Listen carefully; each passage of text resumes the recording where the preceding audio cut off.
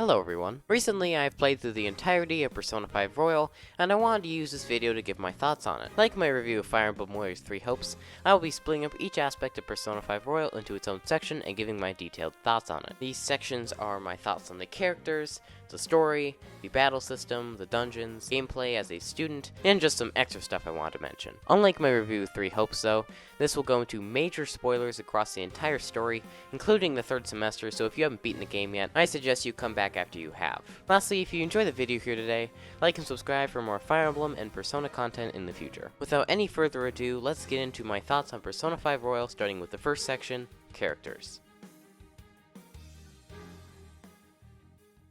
The characters in this game are very good.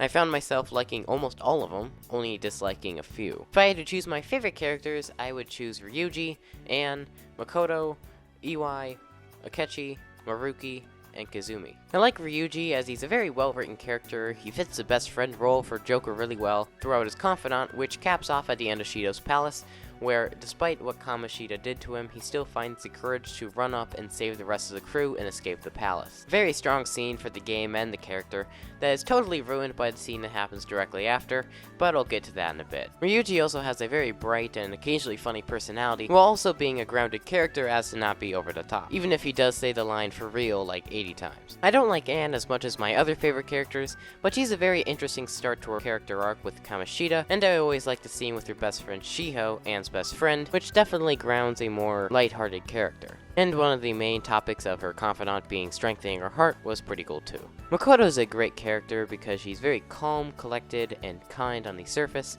and when you go into the metaverse, she becomes a lot more assertive, and she gets like this punk rock attire. She's also strongly connected to two of the palace owners, Kaneshiro and Seinojima, and Makoto is used very greatly towards the beginning of the Kaneshiro arc as a minor antagonist for the Phantom Thieves, as she found out the real identities by recording them. And that part is one of the most memorable parts of the early game for me. I like Iwai because his confidant is definitely in my top 3 in the game. It explores his backstory as a former Yakuza member, shows the relationship between him and his son and how they bond throughout the confidant, and Iwai in general is just a really interesting character. Akechi is my favorite character in this game. He has a sad and interesting backstory, he's a nice rival to Joker, his character arc is great, starting from him causing mental shutdowns for Shido, then trying to destroy the Phantom Thieves and kill Joker, to sacrificing himself so that Joker and the Phantom Thieves could stop Shido, to rejecting the new reality along with the Phantom Thieves, and fighting to get rid of it even if that means he would die. His personality is really cool, letting everyone think around him that he was calm and charming.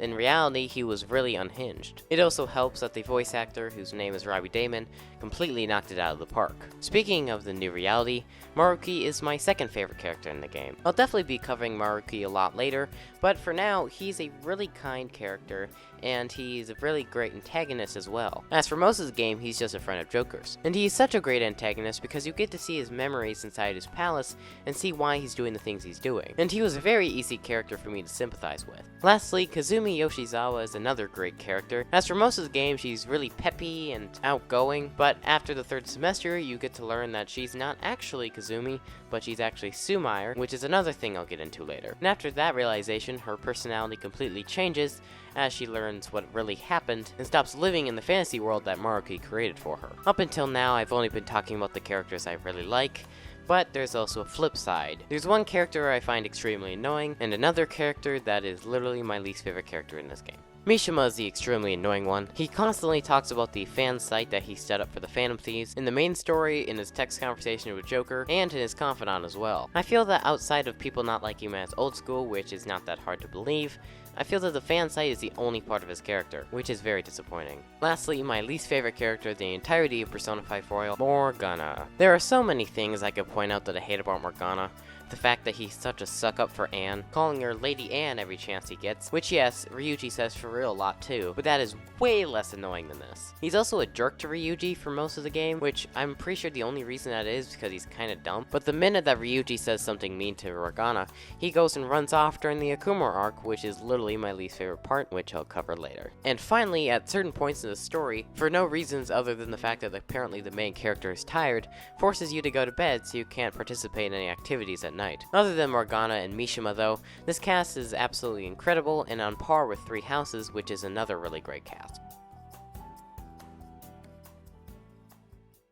First off, the combat in Persona 5 Royal isn't really that hard. I only game overed once when I accidentally died to the Reaper in Mementos. But although it's really easy, that doesn't mean it's not really fun. My favorite part is finding enemy weaknesses. Being able to strike them down and either go again or pass to a party member to take a free turn was really fun. And it made it that when I fought a Persona I'd either fought before or summoned in the Velvet Room, it'd make me feel very strong. The Baton Pass was especially useful after I ranked it up at the Kichichoji Dart Center, as it helped my party members regain HP and SP after they Baton Pass, which is especially useful if I don't want to waste a turn to heal. Speaking of SP items, I would have preferred more ways to obtain SP items other than getting them in battle, finding them in chests, or mementos. Sure, there are ways like brewing coffee or making curry, but that takes up time, and unless you've got Kabakami's Confidant maxed out, you're not going to want to do that. I don't know, something like making the amount of times that SP items drop in battle would have been nice. Another thing I like about the combat is that the game feels very strategic. You got to think around your moves before you do them, which, yes, that is another big part of RPGs, but I feel that especially here. The party members are especially unique, although I feel like there are some that are better than others. Joker is obviously the most useful one, as since he can wield multiple personas, he can basically use the strength of every single party member. Skull is pretty good for me. He had a lot of health, and when he had the weakness of an enemy, he tended to do a lot of damage, but there's not too many enemies that I found in the game that were weak to physical attacks. In fact, I found that a lot of them resisted or even repelled the attack, so I tended not to use him as much as my other party members. Mono was really great, not because he was useful in battle, as I tend to keep him off the sidelines because he was such a skilled healer, especially when I didn't have that many healing items left. Panther was always a mainstay in my party, and probably my third best, because she had really strong magic attacks, and when she unlocked the concentrate ability to double the damage next turn, she always did a buttload of damage, even if the enemy wasn't weak to it. Fox was a very similar situation to Skull, but I in general just preferred Skull because he was more heavy hitting. Queen was pretty well rounded. She had some strong attacks, she had some nice guards, and even a nice healing ability. Noir was one of the characters I used the most during boss battles and tough Persona fights, as her Tetrakarn and Makarakarn did a lot of reflecting damage, in addition to having strong gun Persona abilities. Crow and Violet are strong with all of their abilities, but since they're both only available in the final palace, with Crow also being available in Saint Ajima's palace, I obviously couldn't use them as much. I think all of the party members are very balanced. Sure, some are better than the others, but even the ones that are less good still have uses in some scenarios. There are also some really fun boss fights in this game. Some of my favorites are the fight against Shadow Najima, where you had to find out how she was cheating in the gambling game, and then she randomized what element you would use. I also like the bosses that took use of the Baton Pass feature, so naturally I really like Madarame's and Maruki's fight. There were two fights I did not like, the fight against Cognitive Ishiki, and the fight against Shadow Okumura. The reason I don't like the Cognitive Ishiki fight is because it took me 45 minutes to get from the start of the fight to the end of it. The reason being is that I didn't use physical attacks when I downed her with the ballista, so I had to trudge through 35 minutes of doing these same attacks until I finally did enough damage to get the second ballista shot going. Yes, it was probably my fault for not using physical attacks when I should have, but I still shouldn't have had to do 30 minutes of non-stop doing the same thing. The Okumura fight was pretty bad because although it did use the Baton Pass feature, if you didn't kill an enemy in a certain amount of time, it would respawn with max health, and was on a very strict time limit. The combat overall though was really good because no one true way was the best, so it gave me a lot of options. Sure, guns and multi-use physical attacks were more useful than some others, but it never really came to a point where I had to use them every single attack. Since The Legend of Zelda is my favorite gaming franchise, I enjoyed the dungeons in Persona 5 Royal quite well. All the dungeons looked really cool, some of the puzzles are really fun, and they were all designed pretty well. One look at a certain dungeon, and I'd be able to tell you which one it was. I really liked that each one had its unique locale, like Kanashiro was a bank, Kamoshida was a castle, and Futaba had a pyramid. I also really liked that each palace had its own puzzle gimmick that was unique to either the palace owner or the palace location. Some of my favorites being the one in Futaba's palace where you have to match together a picture to show details of Futaba's trauma. Najima's palace had a gambling feature where you had to get enough coins by doing gambling minigames, like slots in the battle arena so you can get the treasure. Finally, my favorite one was Maruki's palace, that you watch DVDs of important moments that led him to create a new reality, and then you do a bunch of moral questions based on how much you know Maruki. I feel as though even most of the gimmicks worked really well in the dungeons. I feel that there were definitely some that did not work, like Shido's palace where you had to run through corridors, but if you went through the wrong one, you'd be turned to a rat. Or Okumura's where you'd have to do certain things on a time limit, which was fine for most of them, but then there were some that were kind of egregious, especially if you got into battles. Moving on from that, the dungeons have a ton of content. It takes me at least a few hours to beat each one, unless it's on New Game Plus or something. It's not as though there's a ton of oversaturation with puzzles, it's just there's a lot of palaces to explore. The only one that felt overly long for me was Shido's, and even that I'll give a pass on since it was very important to the story. But even without that, it was still my least favorite palace, as it was very hard to navigate to the treasure room since there were so many overlapping staircases, which ended up getting me lost for a few minutes. Each palace had 3 will seeds in them, which is very comparable to the fairies in Majora's Mask, but I feel that they're a lot more manageable here, since the rewards, while very useful, aren't necessarily required to beat the game, whereas in Majora's Mask, they gave you things like magic meters and stuff. And I ended up getting the will seeds for like over half the palaces anyway. And another feature of the dungeons I really liked was the grappling hook. Sure, every time you used it was scripted, but it was really cool and it felt like you were an actual thief. Speaking of thief, another feature I really liked was the stealth mechanic. Although the whole security level thing wasn't really that much of a big deal, especially because sometimes it was more useful to have it on high security level than low, because having on high would mean more enemies would spawn, which would mean more XP. Especially if you're not low, it doesn't matter what the security level's at, as taking out some more enemies doesn't really do much unless you're really low in health. But it was still really fun to sneak past enemies, especially when it was low on SP or HP. Outside the main story dungeons, there's also a side dungeon called Mementos. Mementos is auto-generated, so every time you go in, the floor layout is completely different. It's definitely a nice change of pace compared to the more scripted palaces. Since it's auto-generated, each floor could go by really fast or it could go by really slow. Which for me, as I got deeper and deeper into Mementos, it tended to get slower and slower. Luckily for me, I had Ryuji's Confidant maxed out pretty quick, so it didn't really take me too long to do Mementos, as I could just insta-kill each enemy by running into it instead of having to fight it each and every time. Mementos is also the place where you finish requests to increase Mishima's social rank and to get some items. In general, it gave me a lot more reasons to go back to Mementos other than to grind or to get to the next level. In general, I enjoyed Mementos as I could just kind of do it at my own pace whenever I had free time in the game, but I didn't really prefer it over the palaces because it was random, so it was just a bunch of running around aimlessly. All the dungeons collectively though were really good and I had a lot of fun exploring them.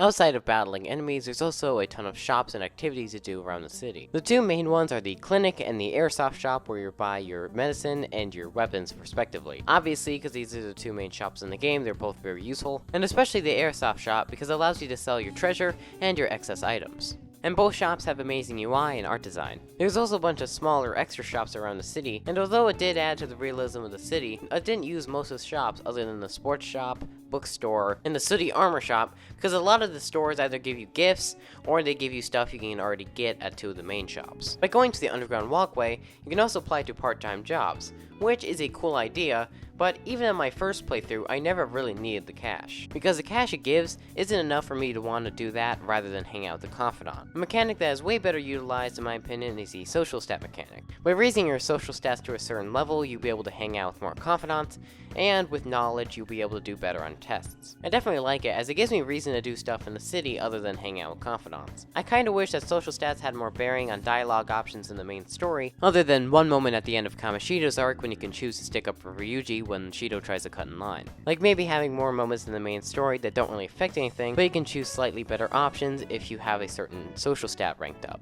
The whole Confidant system is pretty good. Being able to hang out with your Confidants and learn more about them is always really fun.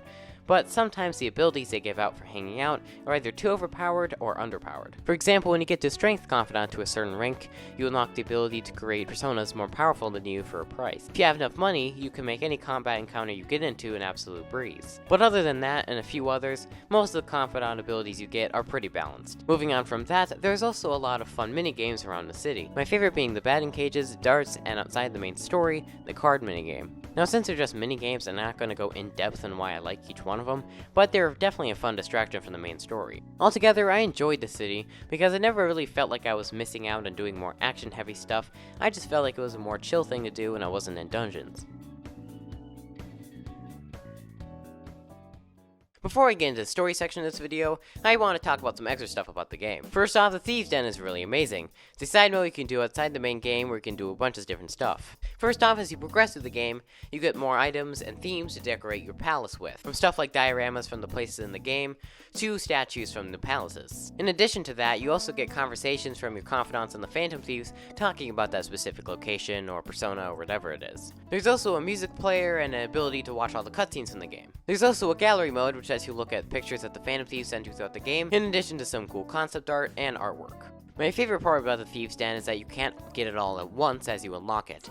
You have to do stuff in the game, like progressing or doing a certain achievement to gain coins to spend on it, or by playing the really fun card minigame. As the achievements and getting coins, it definitely gives me a lot of reason to go back and play the game again. Speaking of playing the game again, New Game Plus in this game is very fun. It lets you try your best at some optional super bosses with the twins and Lavenza, and it lets you retain your weapons and Persona Compendium. And since your weapons carry over, it makes getting through the early game a lot easier, as you can just basically cruise that portion of the game to get what you want, whether that be maxing out the confidants or getting a new ending. Last thing I want to talk about is how this game's look, which, oh my gosh, this game looks incredible. Everything from the menus to the UI looks so stylish and clean, especially with Joker moving around and you select stuff on the menu or the victory screen. And all of this is paired with one of my favorite soundtracks of all time. The soundtrack has a really jazzy, kind of rock kind of feel, and each song works perfectly for a specific role. For example, the song Layer Cake has a mysterious but happy kind of feel, which perfectly matches the Untouchable shop. Or the song Throw Your Mask Away, which has a very sad but epic feel, which very much matches the final boss fight. And that is all the extra stuff I want to talk about before I talk about the story.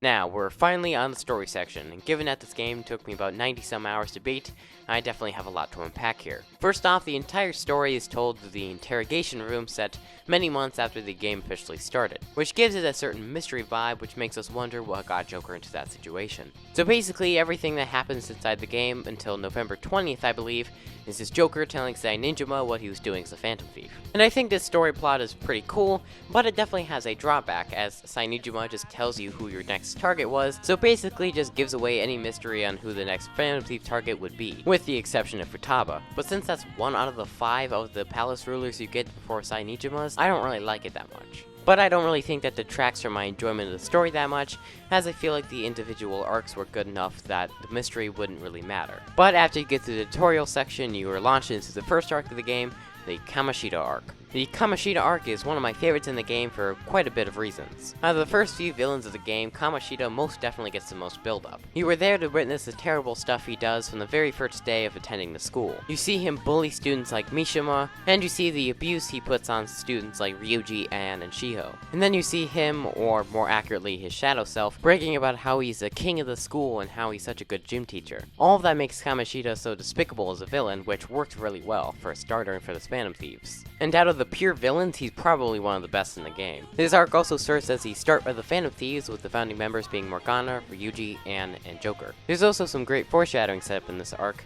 like towards the beginning when Ryuji and Joker are talking about the metaverse, you can see Akechi walk by, and during the official start of the Phantom Thieves, the people you talk to at the buffet are the people you get the letters of recommendation from in Shido's palace. There's also several strong moments in this arc, like when Joker and Ryuji find the volleyball students in cages, the moment with Shiho when she goes into a coma, and all the Persona awakenings minus Morgana's are very strong, especially Anne, as there is a scene at the diner beforehand where she's talking and reveals secrets to Joker, which is a very sad scene which leads to a really great Persona awakening. In general, this arc is a very good opening to the game and I really enjoyed it. After the Kamoshida arc, you move on to the Madarame arc, which I will admit is not as good. Sure, the arc does serve as the proper introduction for Moroki and Kazumi, two of the best characters in the game, but everything else, in my opinion, is lesser compared to the Kamoshida arc. The party member you get, Yusuke, is pretty unique in the fact that he doesn't automatically assume that the villain is evil, but his introduction to the party is pretty mediocre, as he spends most of the beginning of this arc being kinda comical by trying to paint Anne, and a roadblock as the Phantom Thieves need to confirm that Madarame is evil before fighting him until becoming a party member. The villain, Madarame, is definitely not as good as Kamoshida, as you don't really get to see firsthand his evilness. Basically, you're just told that he's counterfeiting paintings, and that's essentially it. Sure, it is revealed that he caused the death of Yusuke's mom, but it's definitely nowhere near as impactful as Shiho landing in a coma. I think this is probably my second least favorite arc in the game, not because it's super bad or anything, just because it's not really as impactful or impressive as the other ones. But it does set up the mystery of the Black Mask Persona user, so I'll give it that. I think the Kanashiro arc is just a bit better than the Madarame arc. The thing that puts it over Madarame's arc for me is how Makoto acts before she joins the Phantom Thieves. Whereas I feel the plotline before Yusuke joins the Phantom Thieves is more comedic, I feel that the Makoto one's a lot better because she was outright against the Phantom Thieves, spying and investigating them, to eventually blackmailing him once Ryuji messes up twice to make them go after Kanashiro. The scene of her blackmailing Joker and showing him the footage was probably my favorite part of this arc, as it's a really good setup for her character. Kanashiro as a villain is probably worse than Madarame though. He literally doesn't even show up until you find out his name. The main reason Kaneshiro blackmails high school students into doing work for him is just so he could have more money, which is kinda lame, but I guess it does fit with the sin of gluttony that Kaneshiro is meant to represent. But then again, if he really only shows up one time in the real world and a couple times in the palace, he can't really be the best villain ever, even if he has the most evil deeds. Which, compared to some of the other villains, he definitely does not. But a great opening to the arc, strong Makoto moments, and the introduction of Akechi, my favorite character, makes this better than Madarame's arc. And at the end of the arc is another hint towards the Black Mask user, which really won't have any major action until Okumura's arc, but we'll get to that later.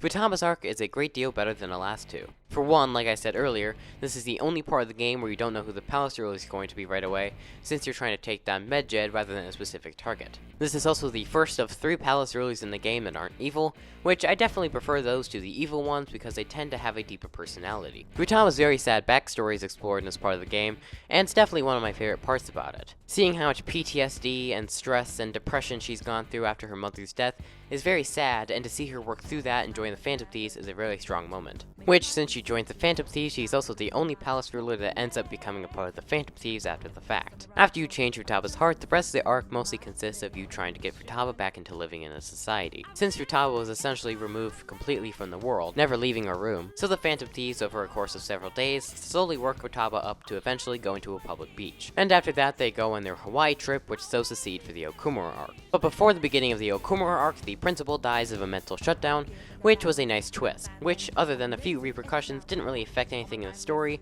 but it was still a pretty interesting twist. The Futaba arc is definitely a really amazing arc. Too bad it had to be followed by the worst arc in the entire game. The Okumura arc is the only arc in the entire game I actively dislike, and that's not even based on the boss fight, which sucks, or the dungeon, which is not as good as the other ones. Based on the story alone, it's not good. Up until this point in the story, the Phantom Thieves have only been choosing targets that they personally wanted to go after. But suddenly, when they became super popular, they decided to go based on the ranking on an online forum. Sure, it was the seeds were sown in the Futaba arc, and it was important for the Phantom Thieves that they learned to grow and only go off of who they actually want to target. But even still, I do not like this part. And I should say, everyone in the Phantom Thieves, except for maybe Joker, is feeling this way.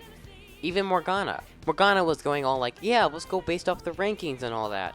But suddenly, Ryuji says one mean thing about how he's not as good as Futaba, and he decides to run away. So he pretended like he was righteous and the Phantom Thieves were moving away from their ideals. Which, yes, they were, but he was too. And then he runs away and you're not allowed to do anything without Morgana, so you basically just have to go to bed every night for like 7 days until he finally rejoins you. The storyline went on for way too long, but hey, at least during it, Morgana got drop kicks, so that was nice. Okumura as a boss is kind of boring, and Haru wasn't that interesting as a Phantom Thief, so her awakening wasn't as strong as the other guys. This arc does bring back the Black Mask Persona user storyline, which has him shooting Okumura so that he has a mental shutdown in the real world, which had the Phantom Thieves locked in a corner by the time the Nijima arc started. This arc also had a lot of hinting about the third semester, like the truth about Kazumi, and Maruki's true nature. So this wasn't all bad, but it also wasn't very good either. Luckily, after Okumura's arc, this part of the story is a lot better. It starts out with Akechi blackmailing the Phantom Thieves to helping him steal Nisei Najima's heart, so that he wouldn't tell the police who they were. And now in the interrogation room, Joker will start to forget key details about his plan, which was used in the story to try to prevent people finding out that Akechi was going to betray them, even though I could see that coming from a mile away. See, Nijima was a great antagonist because similar to Futaba, she isn't completely evil, so she's a more interesting character compared to someone like Madarame. And she's also around for literally the entire game, so she has a lot more development than some other ones. And after you beat her palace, there is a ton of information that you get. So Joker starts to remember what actually happened and tells Sei Nijima to show the phone to Akechi. So she does, and then Akechi comes in and kills Joker. Except, like something you'd find in a heist movie, that didn't actually happen. So it turns out that the Phantom Thieves were suspicious of Akechi even when they first met him, since he asked if they were talking about pancakes even though Morgana was the only one, and since Morgana's from the metaverse, Akechi shouldn't have been able to hear him. So they made a very complicated plan, which included Futaba stealing Akechi's phone and tapping it, then they pretend like they stole her heart when they didn't, and used her palace to use a fake interrogation room for Joker. Also that they wouldn't die, and that they could find out who was behind the mental shutdowns. It was a very cool part of the story because they had a lot of foreshadowing about Akechi even earlier in the game, and I cannot believe I fell through the pancakes line. Najima's arc also served as a farewell to Maruki, which is a route split depending on if you got him up to rank 9 or not. At the end of this storyline, it also is revealed that Shido is the true culprit behind the mental shutdowns, and that Akechi was merely his pawn so he could take over Tokyo, which leads into another great storyline, the Shido arc.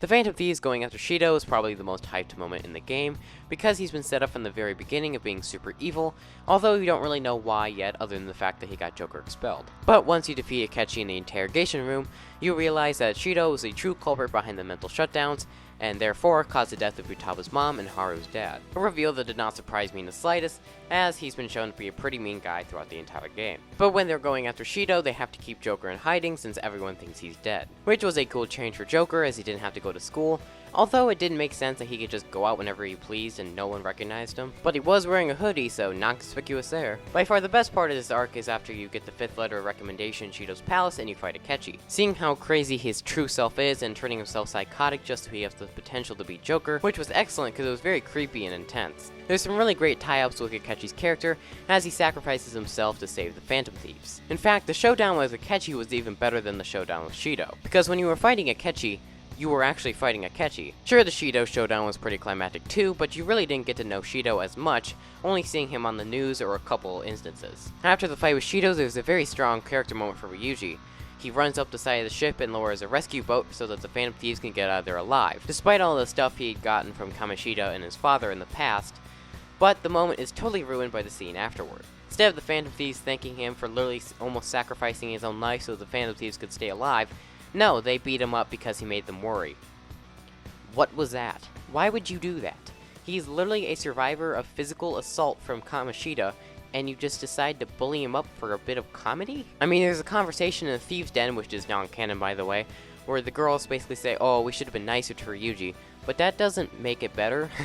Sure, that arc was still pretty good overall, but that scene made it 100 times worse. And now we move on to the arc that took the least amount of days in-game. The Yaldabaoth arc is where the original Persona 5 ended, so obviously there's a lot of story tie-ups in here. Essentially, the Igor that had been giving you Persona throughout the entire game wasn't actually Igor, which came out of nowhere for me who's only played one Persona game, but apparently the voice actor in Persona 5 is different than in the other Persona games. But before that reveal, the Phantom Thieves had to essentially change the entire public's heart after they stopped believing in the Phantom Thieves after Shido's last supporters decided to pretend like they didn't exist. And as the Phantom Thieves go through the depths of mementos, they see people like the first they've changed, happily living in cages. Yaldabaoth as a villain was pretty decent, as he was a very key figure in the main themes of the game being freedom, but he wasn't really hinted at all unless you've played the other Persona games and realized that the voice actor was different, or a couple hints before the big reveal. Morgana was also revealed to be a helper of the real Igor to help Joker on his journey, which was a nice little surprise for me because I kind of expected him to turn into a human at the end of the game. There's also 2 endings in this arc if you don't max Maruki's confidant, but I only want to talk about the royal endings because I feel like they're more important. But after they defeat Yaldabaoth, humanity is finally free to start living its life again. Or so they thought. I think it goes without saying that the 3rd semester was by far the best part of the game. Maruki was by far the best antagonist in the entire game.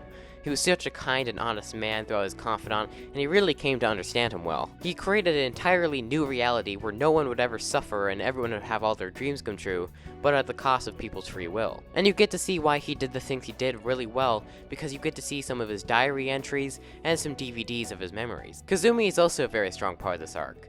You find out that she's actually her sister Sumair, who basically took her identity after she died in a car accident, so that Kazumi could live throughout her dreams through her. And then when she finally comes to her senses, she realizes she has to be herself and live on without Maruki's reality. Akechi is an amazing part of this storyline. He gets brought back to life by Maruki because that's what the Phantom Thieves wanted to happen instead of him dying. But instead of being controlled but living happy, he decides he doesn't want to be under anyone's control like he was before he died. Which is great character development because Akechi is finally realizing that he wasn't a great person. So he decides to fight Maruki's reality to get his free will back, even if that means he would die. And after going through his palace and seeing what life in the new reality would be, they finally, depending on the player's choice, have a final confrontation with Maruki. If the player decides, like I did, to deny the reality, you have a very emotional and sad confrontation with Maruki, where both sides want the other to feel how they feel. And after the final strike on Maruki's persona, Joker saves Maruki from dying, and the new reality is destroyed. Then, after some Valentine's Day and White Day stuff, you get to say goodbye to all the confidants you maxed out, and have a very bittersweet goodbye, or instead of going on a field trip with your friends like you did in the original, you go on a train by yourself before seeing Maruki working as a taxi driver and Sumire living her own life. And as you ride in the train, you get one last glimpse of Akechi who may still be alive, and that's it. It's a very sad and powerful ending on my books. But if you decide to accept Maruki's reality, Akechi will be alive guaranteed, and you get to live a happy life with all your friends, and you don't have to move away. But it doesn't feel right, as all the moments you did to secure your own freedom you throw away for the chance of living your perfect life. The endings are like two sides of the same coin. One where you're happy but you don't have any free will, and the other which is bittersweet, you don't get everything you want, but you are free. And I think this is a perfect way to end this game. Overall, the story, although shaky in parts, was still really amazing, and it had a perfect ending to the game. It is definitely one of my favorite video game stories, at least in the game that I've played. And with that, thank you so much for watching this video. Persona 5 Royal has completely knocked my socks off, became quickly one of my favorite games. And because of this, I'll also be making a video on Persona 4 Golden and Persona 3 Portable once they release. But those videos will be a while since Fire Emblem Engage is coming out the day after. I hope you enjoyed this video, and I hope you have a very Merry Christmas today. Again, thanks for watching, and I'll see you all next year.